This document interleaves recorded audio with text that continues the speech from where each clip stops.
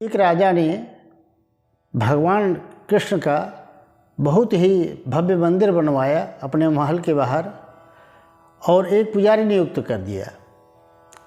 पुजारी जी प्रतिदिन भगवान की सेवा करते और राजा जी वहाँ दर्शन करने के लिए नित्य प्रत्य सुबह जाते। और जब राजा दर्शन करने जाते तो पुजारी जी बिहारी जी के गले से माला उतार करके राजा के गले में पहना देते थे और राजा प्रणाम करके चले जाते थे। यह नित्य का नियम हो गया था। अब धीरे धीरे राजा और पुजारी दोनों की उम्र काफ़ी हो चुकी थी। एक दिन राजा अस्वस्थ हुआ तो उसने माला तो सेवक से भिजवा दिया और उससे बोला कि जा कर के बोल देना पुजारी से कि आज मैं आ नहीं पाऊँगा, थोड़ा अस्वस्थ हूँ। तो सेवक आकर के माला तो दे गया और पुजारी जी ने बिहारी को पहना भी दिया। तब सेवक ने बताया कि राजा आज आ नहीं पाएंगे। इतना कह करके सेवक चला गया। पुजारी जी के मन में आया कि इतने दिनों से ये परंपरा चली आ रही है और मुझे कभी अवसर नहीं मिला कि बिहारी जी के गले की माला मैंने कभी स्वयं पहनी हो।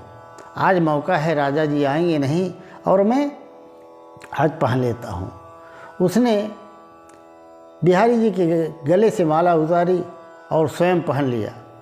तब तक दौड़ता हुआ वो सेवक पुनः आता है और बताता है कि राजा जी थोड़ा असहज महसूस कर रहे हैं, अस्वस्थ महसूस कर रहे हैं और तुरंत वो आ रहे हैं दर्शन करने के लिए। और कह करके वो वापस चला गया। अब तो पंडित जी जो पुजारी थे वो घबरा गए। उन्होंने तुरंत माला अपने गले से निकाली और बिहारी जी के गले में पुनः पहना दी। और जब राजा आए तो बिहारी जी के गले से माला निकाल के राजा को पहना दिया। राजा ने जब माला पहना तो देखा कि उसमें एक सफ़ेद बाल दिखाई पड़ रहा है। उन्हें शक हुआ कि ये बिहारी जी के बाल सफ़ेद तो हो नहीं सकते। पुजारी से पूछा, सच सच बताना, क्या ये माला तुमने पहनी थी? अब वो डर गए पुजारी कि राजा है कहीं सूली पर न चढ़ा दे।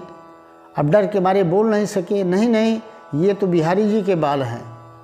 राजा ने डांट कर पूछा, झूठ बोलते हो, छल कपट करते हो? अरे बिहारी जी के बाल भी कभी सफ़ेद हो सकते हैं? उन्होंने कहा, नहीं ये तो बिहारी जी के ही बाल सफ़ेद हैं।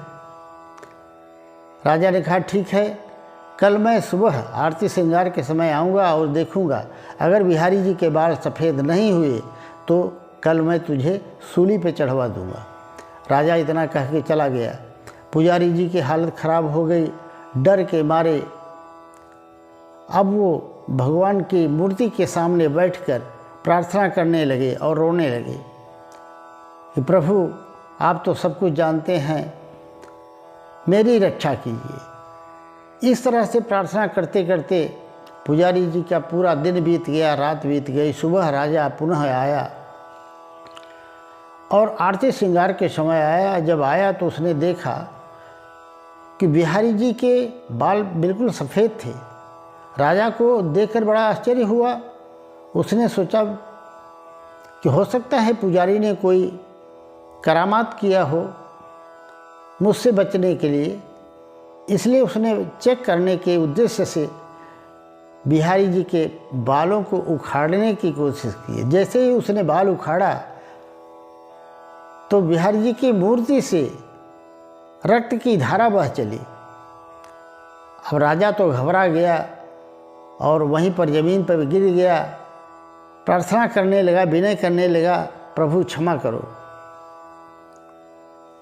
तब मूर्ति में से आवाज़ आई कि राजा तुम आज तक मुझे केवल मूर्ति ही मानते रहे, परंतु पुजारी जी मुझे भगवान समझते रहे।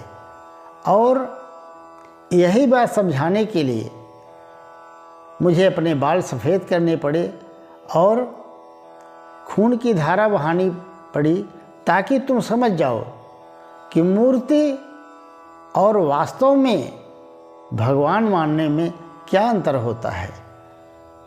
मित्रों कहते हैं भगवान भाव के बस में होते हैं।